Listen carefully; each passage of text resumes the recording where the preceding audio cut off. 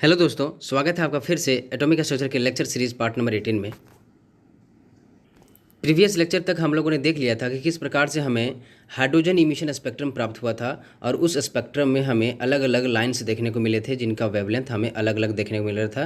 क्योंकि जब कोई इलेक्ट्रॉन हाई एनर्जी स्टेट से लोअर एनर्जी स्टेट में आना चाहती है तब वह अपनी एनर्जी को लूज़ करती है EMR के फॉर्म में, और हर एक केस में हमें अलग अलग EMR देखने को मिलेगा जिसका वेवलेंथ भी अलग अलग देखने को मिलेगा, और इस वजह से हमें उस वेवलेंथ के कॉरस्पॉन्डिंग एक अलग अलग लाइंस देखने को मिलता है।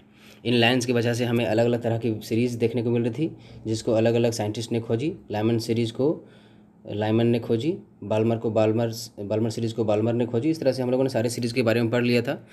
लाइमन सीरीज़ के बारे में पढ़ा था कि इलेक्ट्रॉन जो है वो हायर एनर्जी स्टेट से फर्स्ट ऑर्बिट में फॉल करती थी, तो एक अलग तरह का हमें नंबर ऑफ लाइंस देखने को मिल रहा था जो एक सीरीज़ का फॉर्मेशन कर रहे थे, और उस सीरीज़ को लाइमन सीरीज़ कहते थे। फिर जब इलेक्ट्रॉन्स जो हैं वो हायर एनर्जी स्टेट से सेकेंड ऑर्बिट में आके फॉल करते थे तब हमें अलग तरह के लाइंस देखने को मिल रहे थे, नंबर ऑफ लाइंस देखने को मिल रहे थे, और उस केस में एक सीरीज़ फॉर्म हो रही थी, that is called Balmer series. इस तरह से हम लोगों ने सारी सीरीज़ के बारे में देख लिया था। आज का हमारा टारगेट क्या है कि अगर मान लेते हैं कि हमें कहा जाए कि इलेक्ट्रॉन जो है वो N1 से एक्साइट होकर के N4 में चला गया, अर्थात हम लोगों ने एक प्रॉपर अमाउंट में इलेक्ट्रॉन को एनर्जी प्रोवाइड कराई, बाहर से सप्लाई कराई। अब यह इलेक्ट्रॉन जो है वो एक्साइट होकर के N4 में चला गया। अब ये N4 में तो ज़्यादा समय तक रहेगा नहीं, क्योंकि N4 वाला जो स्टेट होता है इसका एक्साइटेड स्टेट कहलाता है। एक्साइटेड स्टेट काफ़ी ज़्यादा एनर्जेटिक होता है, काफ़ी ज़्यादा रिएक्टिव स्टेट होता है, तो काफ़ी ज़्यादा अनस्टेबल भी होगा। तो इस केस में इलेक्ट्रॉन चाहता है कि हम जल्द से जल्द अपने ओरिजिनल घर में पहुँच जाएँ, जहाँ से आए थे वहाँ पर पहुँच जाएँ।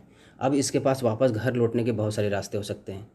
बीच में हमारे पास थर्ड ऑर्बिट भी है, बीच में हमारा सेकंड ऑर्बिट भी है।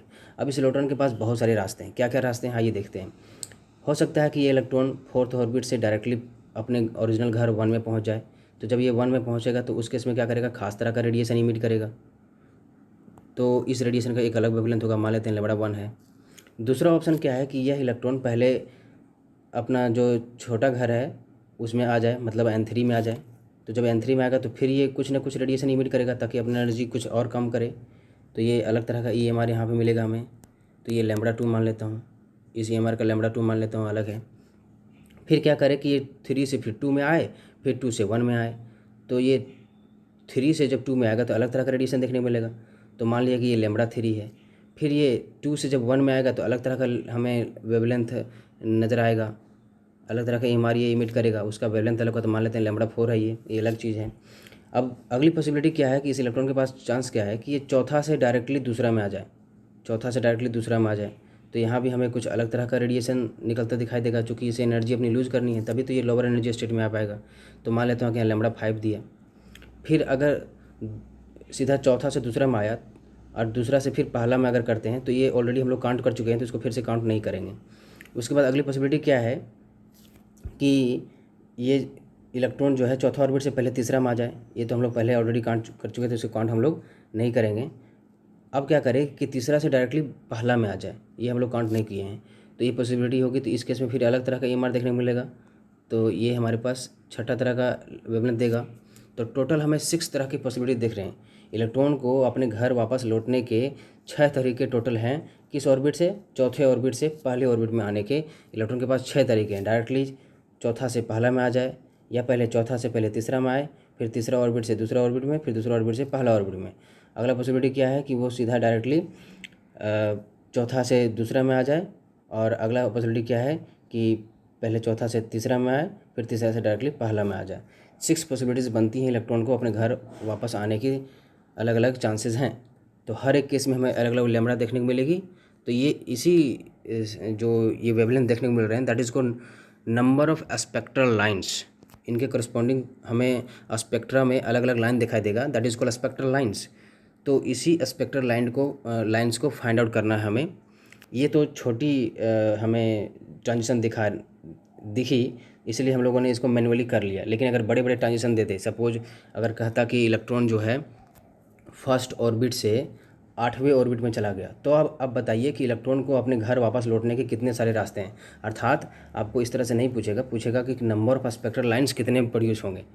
मतलब बेसिकली आपसे पूछा जा रहा है कि इलेक्ट्रॉन जब वापस घर लौटेगा तो कितने अलग अलग तरह के रेडिएशंस इमिट करेगा, उसका वेवलेंथ कितना अलग अलग वेवलेंथ दिखाई देगा, ये पूछना चाह रहा है आपसे। तो इस केस में आप मैनुअली नहीं कर पाएंगे, बहुत सारे ऑप्शन आ जाएंगे, आप कहीं ना कहीं गलती कर देंगे।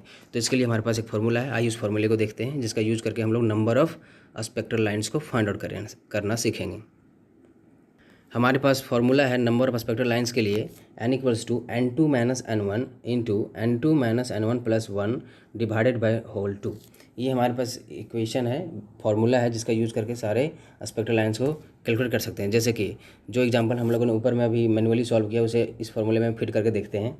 हम लोगों ने कहा कि इलेक्ट्रॉन चौथे ऑर्बिट से पहले ऑर्बिट में आना चाहता है, तो इसके पास आने के बहुत सारे रास्ते हो सकते हैं, जिसके कारण अलग अलग वेवलेंथ हमें देगा।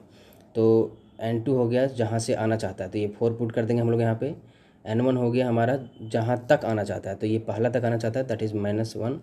फिर यहाँ पे 4 - 1 + 1 डिवाइडेड बाय 2, ये 1 से 1 कैंसिल हो जाएगा, तो ये 4 - 1 3 हो गया, इंटू 4 बचेगा डिवाइड बाई 2, तो ये 2 से कट जाएगा, तो बचेगा 3 इंटू 2, मतलब टोटल 6। ये फार्मूला में पुट कर देंगे, हमारा टोटल आ गया। किसी तरह से हमको उस तरह से मैनुअली करने की ज़रूरत नहीं हुई। अब कुछ बड़ा अगर वैल्यू दिया रहे, जैसे कि क्वेश्चन नंबर 1 कहता है number of spectral lines formed when electron falls from n5 to n1। अब इलेक्ट्रॉन जो है 5वें ऑर्बिट से पहले ऑर्बिट में आना चाहता है, तो इसके पास आने के कितने सारे रास्ते होंगे। दैट मीन्स जब आएगा वो तो कितने तरह के रेडिएशन से इमिट करेगा, जिसका वेवलेंथ अलग अलग होगा, तो कितने तरह के वेवलेंथ ये इमिट करेगा। That is number of spectral lines कितने होंगे। तो n इक्वल्स टू हम लोगों ने देखा n2 minus n1 plus 1 divided by 2 put कर देंगे। n2 हमारा 5 है, n1 हमारा 1 है। 5 - 1 + 1 डिवाइडेड बाई 2, 1 से 1 कैंसिल हो गया। 5 - 1 हो गया 4 इंटू 5 डिवाइडेड बाई 2, यहाँ पे 2 आ जाएगा, तो 2 इंटू 5, टोटल 10 लाइन हमें देखने को मिलेंगे। 10 पॉसिबिलिटी हैं, 10 रास्ते हैं इलेक्ट्रॉन के पास कि वह 5 ऑर्बिट से फर्स्ट ऑर्बिट में आ सके। दूसरा क्वेश्चन देखते हैं हम लोग। इस क्वेश्चन में कहा जा रहा है कि स्पेक्ट्रल लाइन प्राप्त करें जब इलेक्ट्रॉन छठे से ऑर्बिट से दूसरे ऑर्बिट में आ जाए। मतलब यहाँ छठा ऑर्बिट में इलेक्ट्रॉन है, वो दूसरा ऑर्बिट में आना चाहता है, तो बीच में बहुत सारे ऑर्बिट्स और हैं, तीसरे, चौथे, पाँचवें, तो कितने सारे रास्ते होंगे इसको दूसरे ऑर्बिट में आने के लिए। तो नंबर ऑफ स्पेक्ट्रल लाइन हमारा हो जाएगा n2 - n1 into n2 - n1 + 1 divided by 2, तो 6 - 2 + 1 डिवाइडेड बाई 2, 6 - 2 हो गया 4 इंटू यह आ जाएगा हमारे पास 5 डिवाइडेड बाई 2, तो यहाँ 2, तो 10, टोटल 10 हमें पॉसिबिलिटीज़ दिख रही हैं, अर्थात 10 स्पेक्ट्रल लाइन हमें देखने को मिलेंगी। एक लास्ट क्वेश्चन देखते हैं हम लोग। जैसे इस क्वेश्चन में कहा जा रहा है कि स्पेक्ट्रल लाइन प्राप्त करें जब इलेक्ट्रॉन 7th सेल से 3rd सेल में इंटर करे। मतलब 7 सेल में इलेक्ट्रॉन है, वो उसे 3rd सेल में जाना है, बीच में हमारे पास 4th, 5th और 6th ऑर्बिट हैं, कितने सारे स्पेक्ट्रल लाइन ये हमें देगा।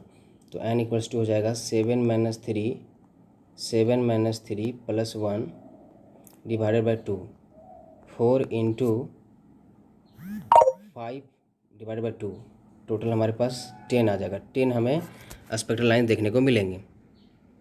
इस प्रकार से हम लोगों ने नंबर ऑफ स्पेक्ट्रल लाइन्स को, अर्थात number of ways in which electron can come back to their original states, ये चीज़ को हम लोगों ने देखा कि किस तरह से फाइंड आउट करेंगे। आई होप आपको सारी चीज़ें समझ में आ गई हो। डाउट हो किसी तरह का तो आप मुझे कमेंट सेक्शन में पूछ सकते हैं। Thanks for watching my videos. Please do subscribe and share to your friends and colleagues. Thank you.